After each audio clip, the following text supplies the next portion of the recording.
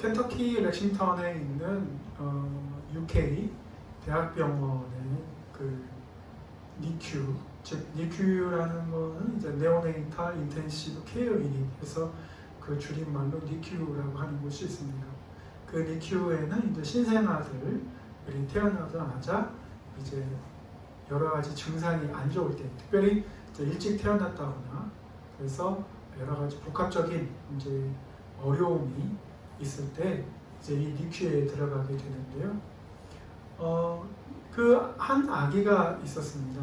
태어난 지 얼마 되지 않은 아기가 이렇게 모든 장비들을 이제 다 꽂고 전선들을 다 이렇게 붙이고 있는 상태에서 그 아이의 배가 이렇게 둥둥둥둥둥둥둥 뛰는 거예요. 그 이유는 아기가 스스로 이렇게 배를 둥둥둥 하는 게 아니고 기계로 말려서 이렇게 하는 겁니다. 많은 간호사들, 의사들이 붙어서 이 아이를 살리려고 이제 노력을 하는 거죠. 그런데 이 아기가 배가 이렇게 막 뛰는데 그래서 어느 날 갑자기 모든 그 부모들, 방문자들 이동을 통제하고 의사와 간호사들이 그 아기에게 이제 다들 붙어 있는 겁니다. 상황이 안 좋아지는 거죠. 그 상황이 안 좋아진 상태에서 막 시끄럽고 여러 가지 막 그 분주했던 그 상황실이 갑자기 조용해지는 거예요. 그리고 심하게 울리던 산소 포화도 측정기라든지 이런 모든 그 심장박동 장비들이 점점 하나씩 떼어지는 겁니다. 이유는 이제 명확하죠. 아기가 더 이상 숨을 쉬지 않는다라는 거죠. 그 상황에서 이제 상당히 많이 놀라고 그리고 안타깝고 슬퍼해야 될 시간이 다가오고 있는 겁니다. 그의 가족들이 찾아오기 시작했습니다. 엄마 아빠는 보지 못했지만 할아버지, 할머니, 친척들이 한 사람씩 들어오기 시작했습니다. 그래서 한 사람씩 들어오면서 또 할아버지가 성경을 들고 왔어요. 그러면서 이렇게 성경을 들고 와서 말씀을 읽는 거예요. 말씀을 읽고 그러면서 그 아이를 바라보고 기도하는 거예요. 기도하고 나서 조용히 나가는 것을 봤습니다. 눈물이 날 것 같고 그 다음에 굉장히 슬퍼할 것 같은데 조용히 나가는 것을 보았습니다. 그래서 한편으로는 서양 사람들은 별로 그렇게 눈물이 없나 보다, 감정이 없나 보다 라고 생각을 했는데 다시 한번 그들을 보면서 생각했던 것이 바로 부활에 대한 소망이었습니다. 오늘은 특별히 자녀를 잃으신 분들, 또 다음 카페에 가면 미수가 카페가 있는데요. 벌써 12년이 됐네요. 12년이 됐는데 그 미수가 카페를 정신없이 찾아갔던 적이 있었습니다. 왜냐하면 이제 미수가에 대한 정보를 알기 위해서 찾아갔던 거죠. 그 이후로 계속해서 그 미수가 카페를 이렇게 이제 보게 되고 그 안에 마음 나누기라는 부분도 있고 그런 게시판 그리고 또 엄마 아빠 일기장 여러 가지들이 있습니다. 마음 나누기 게시판을 이렇게 쭉 보면 어떤 상황들이 대한민국 곳곳에서 일어나고 있는지를 알 수가 있었어요. 당황하시는 거죠. 아기가 태어났는데 너무 일찍 태어나서 어떻게 될지 모르고 여러 가지 정보, 그 다음에 아기가 나중에 어떤 증상들을 보일지에 대해서 잘 크지 않고 어떤 장애가 있을지 않을지 그래서 여러 가지 고민들이 엄청나게 막 밀려오는 거죠. 결혼을 했습니다. 신혼을 보냈습니다. 아이를 가졌습니다. 너무나도 좋은 거예요. 그런데 의도치 않게 갑자기 아이가 일찍 태어난 거예요. 그리고 나서 아이가 장애가 생길 수도 있고 아기가 어떻게 되면 잘못될 수도 있고 여러 가지 이야기들을 이제 의사한테 듣게 되는 거죠. 그러면 산모뿐만 아니라 아빠 되시는 분, 가족들, 친지들이 상당한 이제 걱정을 하면서 이제 상황을 지켜보게 되는 거죠. 특별히 우리나라는 미숙아가 태어났을 때 캥거루 케어, 즉 엄마가 안아주는 시간이 많이 좀 부족합니다. 칠레에서 미숙아들이 많이 태어나는데 인큐베이터가 없고 적당한 장비들이 없기 때문에 의사가 어머니들한테 그냥 아이를 맡기고 안아만 주고 있어라. 그래서 차례가 되면 의료 처치를 해주겠다. 이런 식으로 했는데 놀랍게도 인큐베이터에 들어가 있던 아이들보다 엄마 품에 안겼던 아이들이 훨씬 더 빨리 회복되고 건강하게 성장 속도를 따라가는 것을 의사들은 발견했습니다. 그래서 칠레뿐만 아니라 미국의 경우도 언제든지 24시간 엄마가 신생아실에 방문해서 인큐베이터에 있는 아이들을 안아줄 수 있도록 개방을 해놓고 있습니다. 오히려 켄터키 대학병원에서는 맥도날드 하우스라고 해서 왔다 갔다 이동이 어려우신 분들, 그분들을 위해서 맥도날드 하우스에서 잠을 잘 수 있게 하고, 그래서 바로 5분 거리에 있는 대학병원에서 아이들을 캥거루 케어 해줄 수 있도록 그렇게 배려를 하고 있습니다. 하지만 한국은 여전히 조금 부족한데, 시간이 아이를 안아주고 아이를 면회해주고 이렇게 해야 되는데, 게시판의 글들을 보면 아이를 안아주고 싶은데 못 안아줬어요 라는 말들이 많이 올라옵니다. 더군다나 아이 한번 안아주지 못하고 하늘나라로 보냈어요 라는 말들이 있습니다. 아이들을 이제 미숙아들을 이렇게 돌보면서 여러 가지 의사들한테 이제 어디까지 최악의 상황에 갈 수 있는지에 대해서 듣게 되시죠. 그럴 때 엄마 아빠는 상당한 절망 그리고 불안으로 이제 휩싸이게 됩니다. 한 게시판을 봤어요. 어머니께서 아이가 8살이 넘고 10살이 넘었는데 아이가 걷지를 못해요. 그래서 게다가 이제 뇌병변까지 있어서 장애가 있는데 어머니가 매일 그 아이를 업고 등하교를 하시는 거예요. 어떻습니까? 어머니는 점점 힘이 빠지고 나이가 들어가는데 아이는 어떻게 해요? 점점 키가 크고 무거워져요. 비가 오는 날이라고 해도 더 힘들어지는 거예요. 그러면 어떻게 돼요? 어머니는 아이를 업고서 매일 왔다 갔다 하면서 굉장히 지쳐갈 수 있잖아요. 그런데 이 어머니는 그 아이가 무엇이라도 바로 살아있는 것만으로 감사한 거예요. 그래서 점점 힘들고 지치고 어렵지만 그 아이가 살아만 있는 것 그 자체만으로도 감사한 거예요. 닥쳐보지 않으면 모르는 거죠. 나의 결혼 생활, 나의 신혼 생활, 나의 모든 자녀 양육, 모든 것이 다 잘 될 거라는 가정하에 결혼 생활을 시작하는 겁니다. 그러나 이러한 상황이 됐을 때는 세상 어느 누구도 이제 기댈 수가 없고 바로 부모된 입장에서 아빠, 엄마가 해결해야 되는 거죠. 그럼에도 불구하고 자녀가 살아있다는 그 자체만으로도 감사한 이유가 있습니다. 왜냐하면 어느 날 이렇게 보면 게시판에 보면 우리 아기가 천사가 됐어요. 이런 말을 합니다. 이럴 때는 정말 어떻게 위로를 해야 될지 생각이 나지 않습니다. 당사자를 만난다거나 병원을 방문했을 때 사실은 눈물밖에 안 나는 거죠. 아이를 잃었으니까.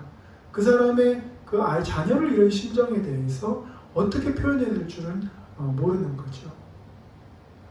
특별히 미숙아가 아니더라도 유산을 했다거나 사산을 했다거나 그런 부모님의 심정들은 정말 이루 말할 수가 없어요.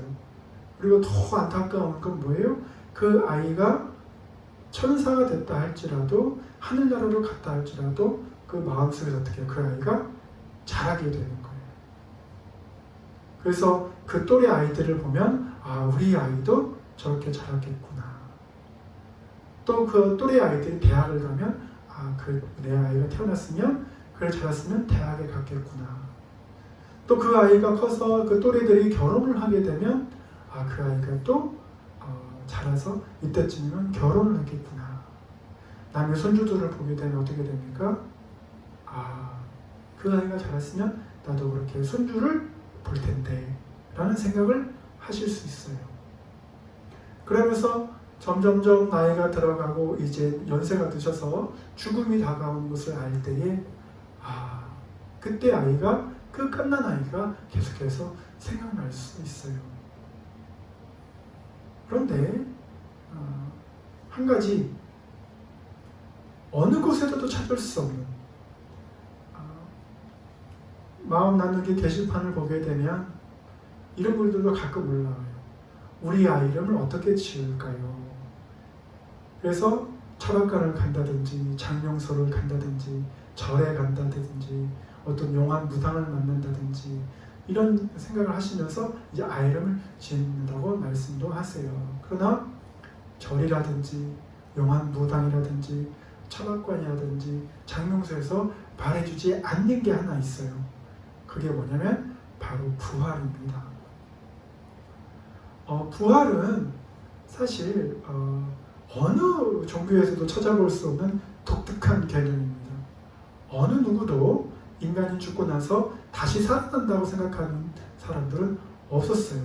역사상 어떨 때까지 예수 그리스도가 나타날 때까지는 죽은 아이가 다시 살아난다 그런 말씀을 어느 종교에서도 말하지 않았어요. 성경에서 구약이라는 곳이 있고 신약이라는 곳이 있는데 구약에서도 하나님의 선지자가 하나밖에 없는 아들이 죽었을 때 살려준 일이 있었습니다. 신약에서도 예수님께서 죽은 나사로를 살려준 일이 있었습니다. 어떻게 이게 가능한지, 어떻게 이런 일이 있을 수 있는지, 이게 사기가 아닌가, 이게 역사적 사실이 아니라 신화가 아닌가, 단순히 동화 아닌가, 꾸며낸 이야기 아닌가 생각할 수 있습니다.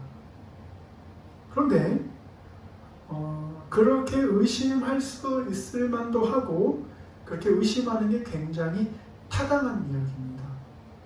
그런데 오늘 본문 성경 말씀 신약에 나와 있는 누가복음이라는 것은 영어로 하면 The Gospel According to Luke 이렇게 써 있거든요. 그러니까 무슨 말이냐면 누가에 의한 복음서, 좋은 소식이라는 뜻이거든요. 근데 이 누가가 누구냐면 예수님의 12제자 가운데 있었던 사람이 아니고 예수님을 12제자처럼 눈으로 만나본 사람이 아니고 이 사람은 말씀, 예수 그리스도에 대해서 말씀과 모든 것을 예수님의 행적에 대해서 전해 들은 사람이에요. 그러니까 예수 그리스도를 직접 보지 않은 사람, 예수님이 나사로를 살리는 것을, 문둥병자를 고치는 것을, 혈루병에 걸린 여인을 고치는 것을 직접 보지 않은 사람이에요. 그런데 이 사람이 뭐라고 말을 하냐면 누가복음 1장 1절에서 보면 우리 중에 이루어진 사실에 대하여 라고 얘기를 합니다. 누가가 뭐라고 말을 하냐면 자기가 들은 이야기가 이거 말도 안 되는 얘기. 누가의 직업이 뭐냐면 의사입니다. 의사예요. 의사인데 이 사람에게 뭐라고 말하냐면 우리 중에 이루어진 이 사실, 이야기도 아니고 동화도 아니고 신화도 아니고 허황된 얘기도 아니고 누가가 뭐라고 말하냐면 사실, 팩트라고 얘기하는 거예요. 어떻게 전해들은 이야기를 팩트라고 할 수 있느냐? 사실은 우리가 이렇게 어느 한 밀폐된 공간에 있을 때 우리의 감각은 사실 제한되어 있습니다.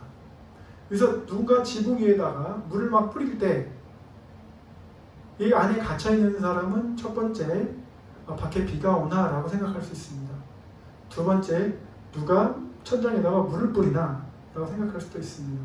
그 외에 여러 가지 다수의 경우들이 있는데 변증론자인 로널드 내쉬는 그만큼 우리가 사실, 팩트를 인지하는 데 있어서 우리의 오감 능력이 굉장히 떨어진다 이런 얘기를 하는 거죠. 그 말은 우리가 어떤 이야기를 들었다거나 상황을 인지했다거나 상당히 오해할 수 있는 소지가 굉장히 깊다라는 거죠. 그래서 사실을 확인하기 위해서는 다수의 증거들이 필요한 거죠. 누가는 사실에 대하여라고 말할 때는, 팩트라고 얘기할 때는 단순히 인간의 오감에 의해서 오해된 그러한 것들이 아니라 자기가 다 증거들을 모아보고 증언들을 모아보고 했을 때 사실이라는 것을 결론 내린 거예요. 이 누가복음은 단순히 일기라든지 자술서라든지 수필이라든지 그런 개념이 아닙니다. 말씀에 보면 3절에 보면 데오빌로 각하에게 차례대로 써 보내는 것이 좋은 줄 알았노니, 각하에게 보낸다는 것은 사실은 공문서입니다. 보고사항이에요. 실제로 어떤 일이 나는지에 대해서 로마의 상관에게 보고하는 일입니다. 보고하는 일에 수필처럼 쓸 수 없고요. 보고하는 일에 지어서 내어서 쓸 수 없습니다. 공문서이기 때문에. 그러니까 자기가 사실에 대하여 팩트를 확인하고 그 팩트를 그대로 로마 상관에게 보고하는 공문서예요. 그래서 뭐라고 말하냐면 2절에 처음부터 목격자와 말씀에 일꾼된 자들이 정하여 준 그대로 내력을 저술하려고 뜻을 든 사람이 많은지라.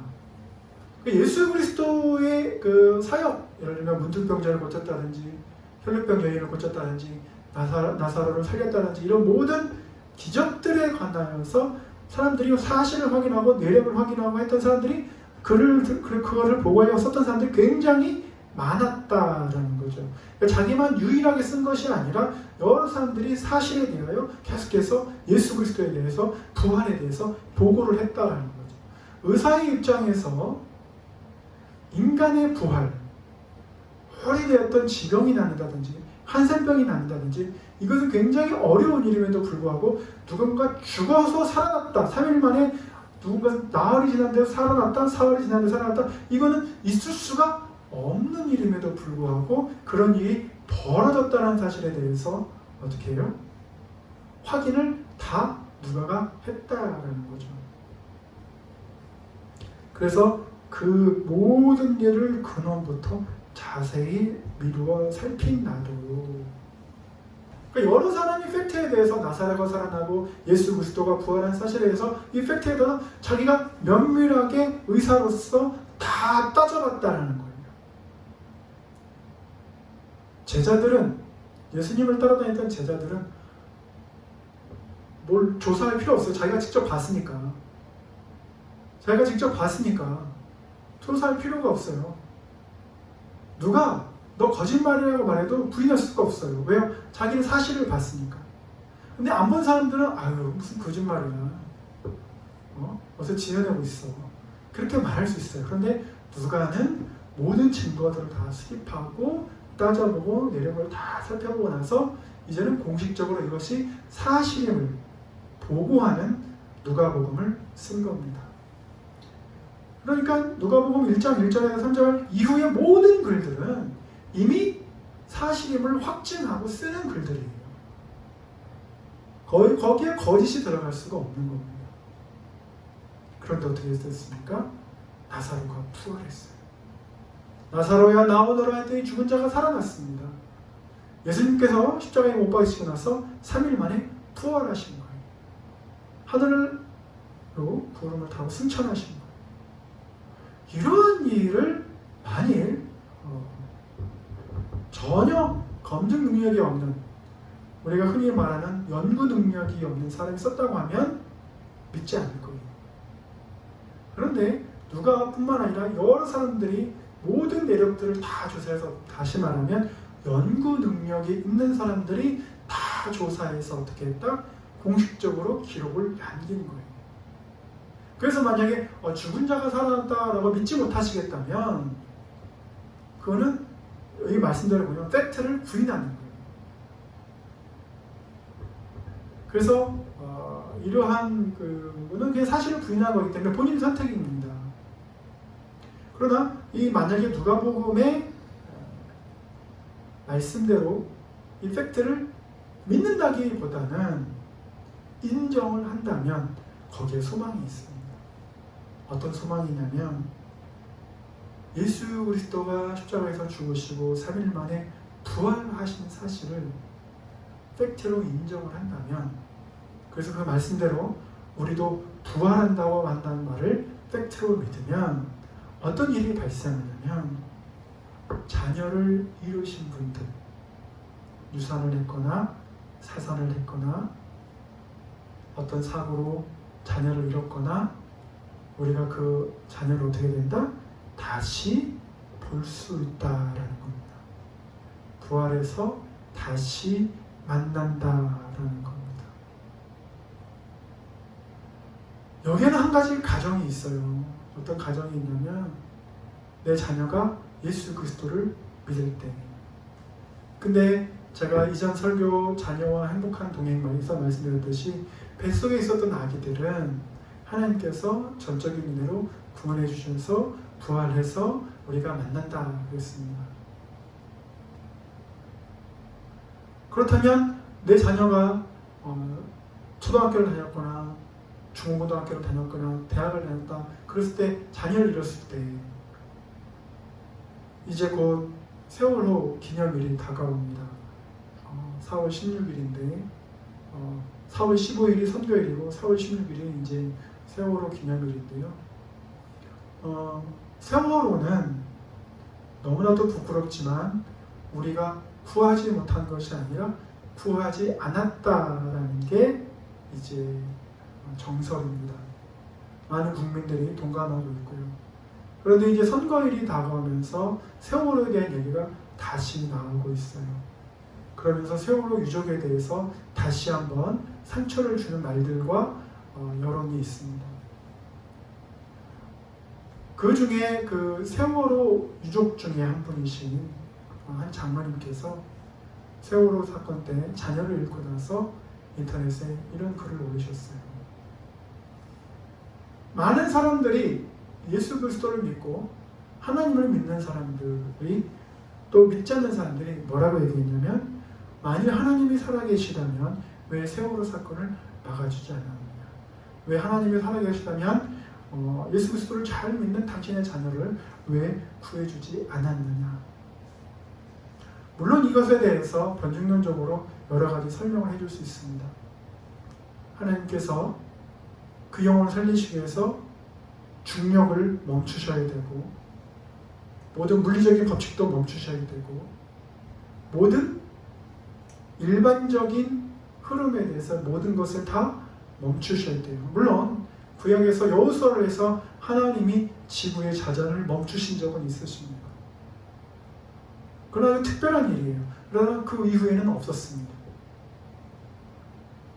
그런데 그렇게 사람들이 비판할 때에 뭐라고 말했냐면, 이 장로님께서 하나님께서 우리 아들을 주신 것도 감사하고 세월호로 데려가신 것도 감사하고, 다만 예수 그리스도를 믿고 하나님의 아들이 되게 하신 것을 감사합니다 하고 감사의 편지 글을 올리셨습니다.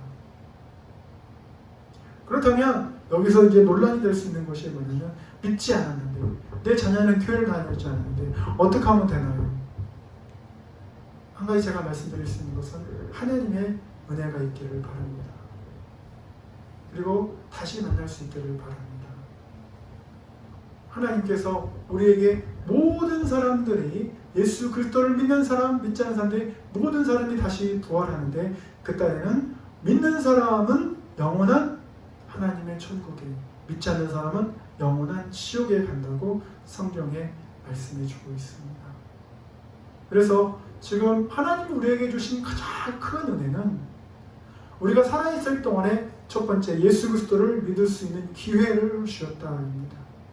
지금 만약에 예수 그리스도를 믿지 않는다면 교회가 싫어요, 목사가 싫어요, 그 교회는 뭐 루머가 안 좋아요, 여러 가지 이야기들을 다 하면서 가지 않는 게 좋아요, 이렇게 모든 것들이 주변에서 말한다 할지라도, 제가 우리 시청하시는 우리 모든 분들에게 한 가지 말씀드릴 수 있는 것은, 그럼에도 불구하고 예수 그리스도를 믿고 자녀들도 예수 그리스도를 믿고 예수님의 제자가 될 수 있도록 안내해 주시는 것을 간곡히 부탁드립니다.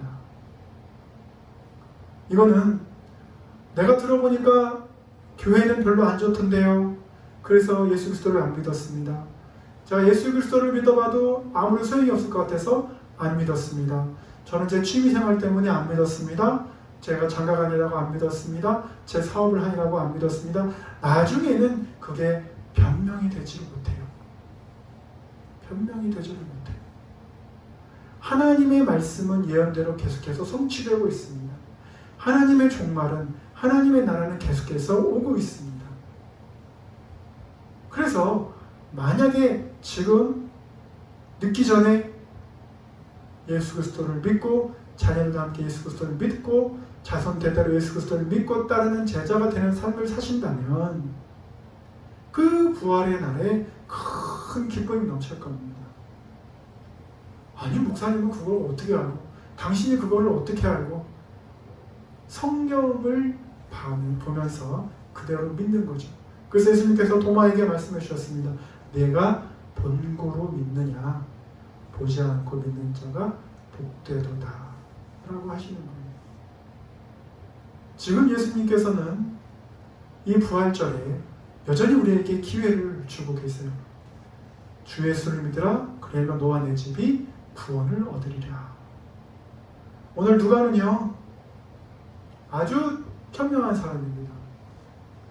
주식 투자를 잘해서 현명한 사람이 아니고요, 부동산 투자를 잘해서 현명한 사람이 아니고요, 시를 읽고 영업을 잘해서 현명한 사람이 아니고요, 이 사람은 어떻게 예수 그리스도께서 우리에게 구원을 주시고 영생을 주시고 제자의 삶을 주시고 예수님의 따라가는 삶이 얼마나 귀한지를 깨달았기 때문에 그런 거예요. 양은 자기 눈앞에 15cm밖에 보지 못합니다. 그래서 어디를 가든지 자기 눈에 15cm 앞에 풀만 있으면 그 풀을 먹기 위해서 돌진하는 거예요. 생각하지 않아요. 그런데 이 15cm 밖에 14.9cm가 왔는데 절벽이 있어도 상관하지 않아요. 13.9cm까지는 풀이 있으니까. 근데 15cm까지 먹고 그 다음 15.1cm는 어떻게 해요? 절벽이면 그 양은 떨어지는 거예요. 양은 믿습니다. 언제나 이 15cm까지 풀이 풍부할 거라고, 절벽은 없을 거라고 생각합니다. 그러나 절벽이 있으면 떨어지는 거예요. 우리가 부활의 소망에 두는 것은 제가 아까 말씀드렸듯이 많은 아기를 잃은 어머니들과 아버지가 어떻게 생각하느냐, 우리 아기 이렇게 보냈지만 다시 오렴, 엄마 아빠한테 다시 오렴, 이렇게 말씀을 하세요. 흥미로운 것은 아시아나 아프리카는 이런 윤회설을 믿는다라는 거죠. 그러나 그 아기는 하늘나라를 가고 다른 아기가 오는 거죠. 그리고 그 아기는 어떻게 해요? 하늘나라로 간 아기는 다시 우리가 만날 수 있다는 겁니다. 그러한 소망을 누가 주느냐? 성경 말씀에서 주는 거예요. 하나님을 믿고 하나님을 의지하고 예수 그리스도의 제자의 삶을 살고 예수 그리스도를 믿고 구원자로 인정하는 사람들은 희망이 있어요. 기쁨이 있습니다. 내가 이 세상에 하나님 주신 시간 동안에 맡겨주신 하나님의 자녀들을 열심히 키우고 열심히 하나님의 제자를 삼는 것, 그리고 그 사명을 다하고 나서 하늘나라로 갔을 때 하나님이 나에게 주신 그 아기를 다시 볼 수 있다는 겁니다. 그래서 사는 날 동안에 슬픔에 휩싸이지 않아요. 후회에 휩싸이지 않아요. 누구를 탓하지 않아요. 감사하고 살 수 있어요. 기쁨으로 살 수 있습니다. 지금 아기를 천사로 보낸 우리 가정이 있다면 첫 번째, 하나님께 구하십시오. 우리 가정을 축복해드립니다. 예수 그리스도께서 십자가에서 못 박히시면서 말씀하셨습니다. 아버지여 내 영혼을 받아주소서라고 말씀해 주셨습니다. 똑같이 기도하십시오. 우리 아기의 영혼을 받아주소서. 두 번째, 충분히 슬퍼하십시오. 감정을 누르지 마시고 울고 싶을 때 우시고 아빠도 울고 싶을 때 울고 충분히 슬퍼하세요. 모든 것을 다 쏟아내세요. 아빠 엄마는 지금 아기를 잃었다면 충분히 슬퍼할 시간입니다. 그리고 세 번째, 절대 서로 탓하지 마세요. 누구의 잘못도 아닙니다. 누구의 잘못도 아니에요. 서로 위로하고 격려하세요. 그리고 네 번째, 몸을 더 건강하게 만드세요. 아빠 엄마가 다음 자녀를 얻기 위해서 몸을 더 건강하게 만드세요. 더 마음이 기쁘게 만드세요. 그리고 어떻게 해요? 마지막으로 열심히 기도하세요. 하나님 주신 자녀, 하나님 주신 영혼, 저가 예수 그리스도의 말씀대로 충만하게, 성령 충만하게, 말씀 충만하게 키우겠습니다. 한나라는 여인은 구약에서 사무엘상에 나오는 이 한나라는 여인은 자녀를 얻기 위해서 하나님 앞에 열심히 기도했습니다. 심지어 제사장이 볼 때 저 여인이 술 취해 있냐, 저렇게 왜 술주정을 하냐 할 정도로 오해를 받을 정도로 자녀를 얻기 위해서 열심히 기도했습니다. 하나님이 주셨어요. 하나님이 주셨습니다.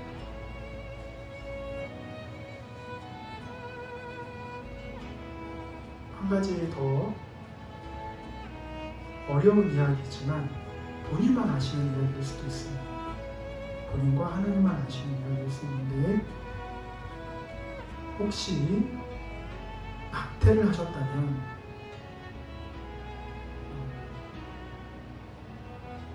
상황이 어땠든 간에 낙태를 하셨다면 하나님이 주신 생명인데 낙태를 하셨다면 하나님 앞에서 조용히 죄 용서를 구하는 기도를 하십시오. 그 영혼 심장이 뛰잖아요. 천국에서 만날 수 있습니다. 그리고 아이에게 용서를 구하는 기도를 하십시오. 불임이 지속되는 이 여러 가지 이유들 중에 있는데, 물론 누가와 같이 의학적으로 말씀드릴 수는 없지만 하나님이 우리에게 축복을 주셨는데 그것을 우리가 임의로 끊어버린다, 생명을 험악하게 끊어버린다, 하나님께 용서를 구하시기를 바랍니다. 그 아이에게 용서를 구하시기를 바랍니다. 그랬을 때에 하나님이 우리 삶을 더 축복해 주시고 우리 자녀들을 더 축복해 주시고 더 자녀를 더 주실 수도 있고요. 나중에 그 영혼을 만날 때 더 기쁨으로 맞이할 수 있습니다. 오늘은 부활주일입니다. 우리는 소망이 있습니다. 이 소망을 가지지 못한 자들에게 부활의 소망을 여러분이 들은 대로 전해주십시오. 다시 만날 수 있다. 자녀들에게도 말해주십시오. 우리가 아빠 엄마가 이제 나이가 들어서 언젠가는 하늘나라를 가게 될 텐데 두려워하지 말고 슬퍼하지 말아라. 우리는 어떻게 된다? 다시 만날 수 있다. 다시 만날 수 있습니다. 감사합니다. 예수님의 이름으로 축복합니다. 해피 이스터.